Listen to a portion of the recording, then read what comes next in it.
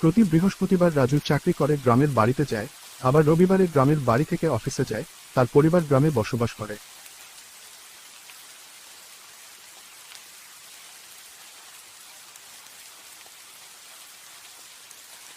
আজ রাস্তাঘাটের জনমানব খুবই কম, এমনিতেই তাদের এই অঞ্চলটা একটু নিরিবিলি। আজ অফিসে কাজ সারতে রাজুর একটু দেরি হয়ে গেছে। গাড়ি ছুটে চলল গ্রামগঞ্জের নির্জন পথ দিয়ে।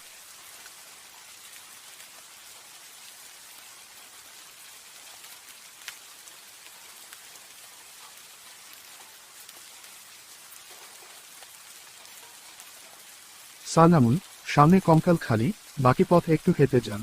আনন্দপুর পর্যন্ত গেলে আমি আর বাড়ি ফিরতে পারবো না, পথে আর কোন গ্যাস স্টেশন নেই। না, ঠিক আছে, তোমাকে অনেক ধন্যবাদ।